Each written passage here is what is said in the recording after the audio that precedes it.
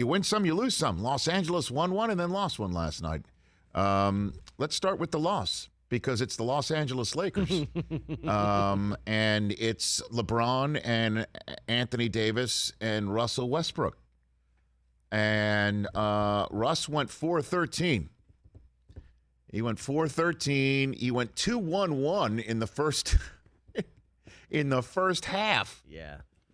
And, Anthony Davis and LeBron combined for 67 points and 22 rebounds, and normally that comes up with a dub. Yeah, that's really good. And certainly when Steph Curry is going to be shooting 5 of 21 in your house. That killed me.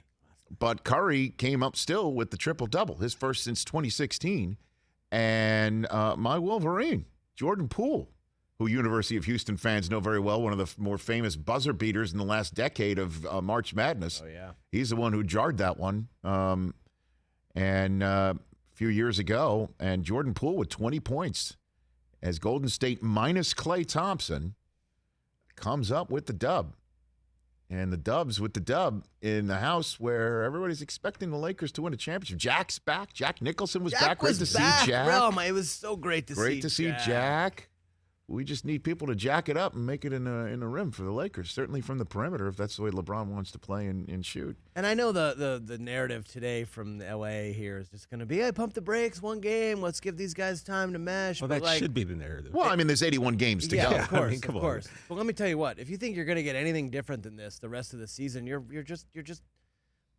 trying to see the world through rose-colored glasses. Know. It's not going to happen. This is who Russell Westbrook is. And this is who he's going to be with these teammates. I don't know. I was watching him run the floor last night and set up and trying to figure out where he's going to be in this offense and in this team. And the interesting thing is he's going to have to, and we talked about it yesterday on the show with Sam Amick of The Athletic, he's going to have to reconfigure his mindset. I mean, the whole concept of, all right, I'm going to go out, I'm going to give you 25 and 20 and 20. Like, I'm going to do the 20-20-20. The offense is just not going to run through him. It's just never going to run through him. He's never going to run. It's never going to run through him here unless LeBron's hurt and Anthony Davis is out and they got to turn to him. Like, that's when he's going to be potentially most valuable, is if these guys get hurt and then they do have to run the offense through him. And he can save the day and keep the ship afloat. Unless he can figure out how to be the third man on the totem pole. I don't know how to flip that switch mentally. We're going to have to see it. That's on Frank Vogel. That's on LeBron, and that's on Frank Vogel, and that's on Anthony Davis, and that's on everybody to figure this thing out. Because last night, they did lead at the half, despite Westbrook having pretty much a non-show in the first half on the stat sheet. And then they made their usual run to make it a 2-point game in the fourth quarter, but the Warriors looked far more cohesive. Oh, my gosh, the number of times that they were just letting 4 or 5 guys touch the ball. It was a beautiful thing to watch, certainly in game 1 of a regular season. Warriors, but you do have to pump the brakes, though, man. I'm not. I'm going to keep this energy all season long. It's gonna fail, and it's gonna fail miserably. Meanwhile, the Nets you're laughing over there. Yeah. Because it's a long season. At some point, this is going to click. I think it will click. It's like you're a betting man, and if you were going to I told you I'm betting against the Lakers every game this year, and I will come out ahead. Well, because I'm 1 for 1. Are we counting sneaky good games within the bet? Sure. Okay. We'll add you're like 1 against for 15 the Lakers to every sneaky good games the rest of the year. Here we go. Your percentage is going to be very low then. Do you want to bet me? What are you saying? That they're not going to have a winning record? That they're not going to make the playoffs? Like what is your end game here to saying that this isn't going to work? It is a deep end of the Western Conference pool, as we all know. It's deep. Okay, so I want to know is like when you say that, are you saying the Lakers aren't making the playoffs? Or are they not? They're not going to win the championship. Well, that's. Well, how about this? Well, you could say that they're the favorite. You could say that about 29 other teams. Right. So that is. Sorry, Rich. I don't want to hijack the open here. No, it's and I hate the Lakers, by the way, but it's just like my hatred of them lets me know that whenever I think they're not going to do good, they're probably going to end up winning something just to aggravate me. So, 29 teams won't win it.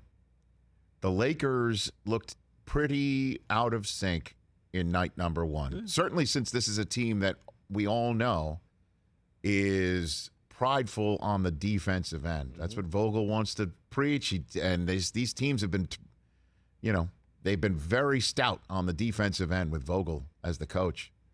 Gave up $121. And Steph was not. And Steph did not shoot. Great last night. Your defending champion Milwaukee Bucks. They did. Yes, they did. Everyone is sleeping on them, and they are going to be awesome this year. Well, and I'm already taking a page out of the world of my old self.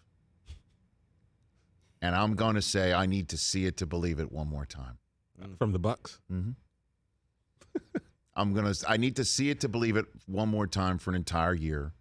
And the Nets are shorthanded. And my prediction about the Nets, later on, we're going to do this later on. We're going to do later on in this program. We're going to predict for the NBA season, the NBA Finals, who wins it, who makes it, who wins it, Coach of the Year, Rookie of the Year, and Most Valuable Player of the NBA season. We'll see who chooses Giannis, and we'll see who chooses the Bucks. So Chris Rich is kind of betting against Giannis again? No, I'm not betting against him. I need to see it again. I need to see it again. I need to see it one more time again. I need to see that they can weather an entire season storm and then weather, I believe, a stronger Eastern Conference because somebody's going to take the jab and come back. You think? Yes, I do. Hey, you watched all the way to the end. Thanks for that. Watch more right here.